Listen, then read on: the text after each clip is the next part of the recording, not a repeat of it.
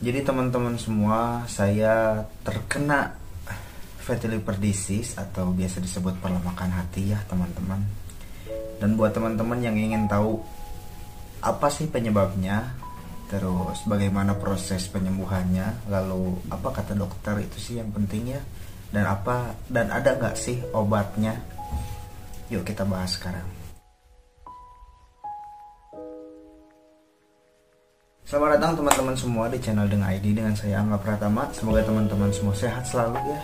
Untuk menyambung cerita yang tadi ya teman-teman, jadi ya saya terkena fatty liver. Fatty liver adalah perlemakan hati yang disebabkan oleh pola hidup yang kurang sehat.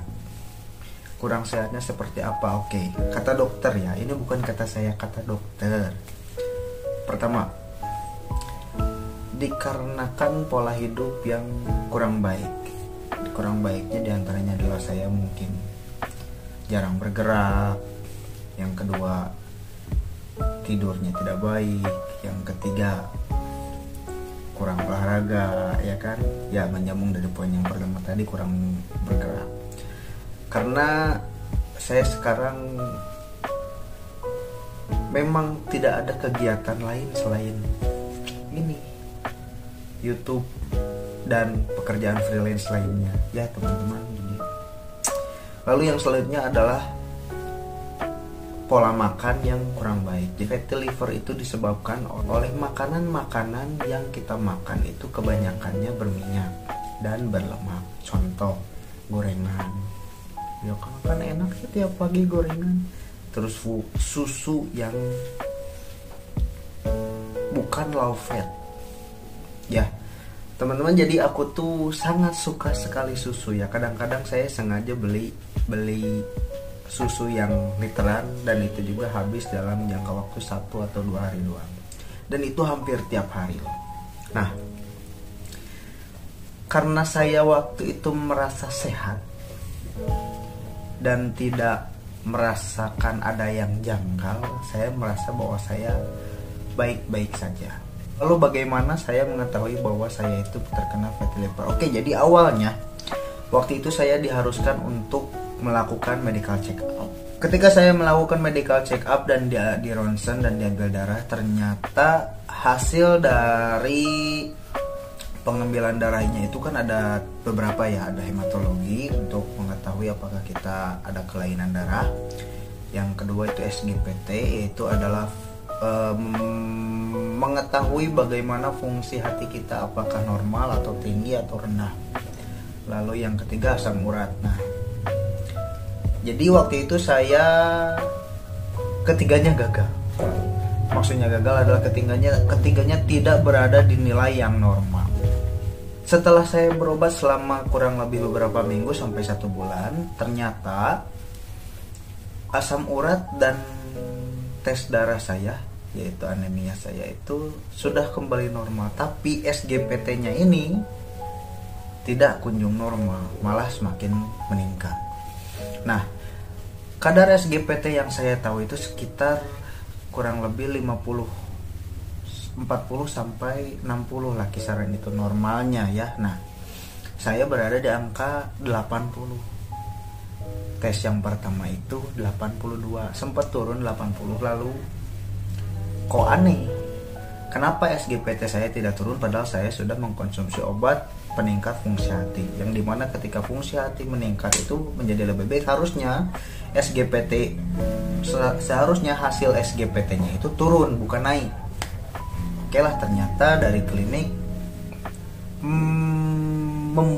mengeluarkan surat rujukan ke rumah sakit untuk dicek lebih lanjut. Oke, beberapa hari kemudian saya datang ke rumah sakit yang ada ya, maksudnya yang mumpuni lah untuk melakukan tes lebih lanjut.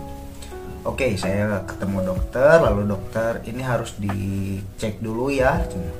Saya melakukan 2 tes, yaitu yang pertama USG, yang kedua fibroscan. Nah, saya melakukan USG dan fibroscan. Oke, USG-nya itu dicek dari mulai di sini, dari dada, paru-paru, bagian perut kanan dan kiri, yaitu hati dan lambung, lalu prostat. Nah, Yang lainnya normal, tapi kadar hatinya ternyata ada pembesaran sekitar 5 cm. Nah, di situ tidak langsung ketahuan bahwa saya itu mengidap fatty liver karena adanya pembengkakan. Lalu setelah saya melakukan fibroscan, nah fibroscan-nya itu ternyata menunjukkan angka 355 perlemakannya, yang dimana 355 itu udah termasuk grade yang lumayan tinggi ya. Tapi syukurnya ternyata lemaknya memang tinggi, tapi tidak sampai merusak hati. Saya masih bersyukur, alhamdulillah, ya kan? Karena memang saya tidak merasakan adanya gangguan-gangguan yang di hati saya gitu. Di bagian sini saya tidak merasakan ada sakit, ada kendala apapun. Cuma pernah beberapa bulan ke belakang, ketika saya beres makan, selalu merasakan kok ada rasa sedikit mengganjal ya gitu. Cuma saya, oh mungkin ini menyeri angan, kalau kata orang Sunda menyeri angan. Jadi saya rebahan sebentar atau saya nyender sebentar juga sembuh lagi biasanya. Dan saya tidak menganggap itu terlalu serius dulunya. Nah, oke. Setelah saya melakukan beberapa terapinya itu USG dan fibroscan ya teman-teman, saya bertemu dokter lagi di minggu selanjutnya. Dan apa kata dokter? Ternyata untuk fatty liver disease atau perlemakan hati ini tidak ada obatnya. Jadi dokter menyarankan saya untuk merubah pola hidup dan pola makan, yang dimana pola hidupnya adalah saya harus rajin berolahraga minimal 3 kali seminggu per 30 menit ya. Jadi setiap 2 hari sekali itu saya harus berolahraga sekitar 30 menit. Dan saya harus mengganti pola makan saya, yang dimana saya harus mengurangi makanan berlemak dan minyak. Jadi goreng-gorengan saya dibatasi, lalu susu pun saya berhenti untuk minum. Kalaupun minum, saya pasti minumnya susu low fat. Nah gitu teman-teman, ternyata fatty liver itu tidak bisa diobati oleh obat-obat generik.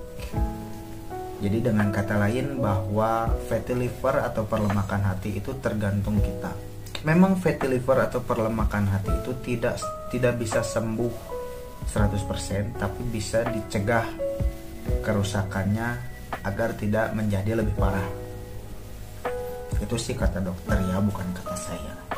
Nah, untuk teman-teman yang mungkin menonton video ini, teman-teman juga tidak mungkin semata-mata menonton video ini tanpa sebab. Semoga teman-teman semua sehat selalu. Saya doakan kita semua sehat. Mari kita merubah pola hidup menjadi lebih sehat. Itu aja mungkin yang bisa aku ceritain teman-teman. Terima kasih sudah menonton sampai akhir. Kalau misalkan teman-teman ada yang mau ditanyakannya, silahkan komentar aja di bawah. Please subscribe ya teman-teman. Thank you. Bye.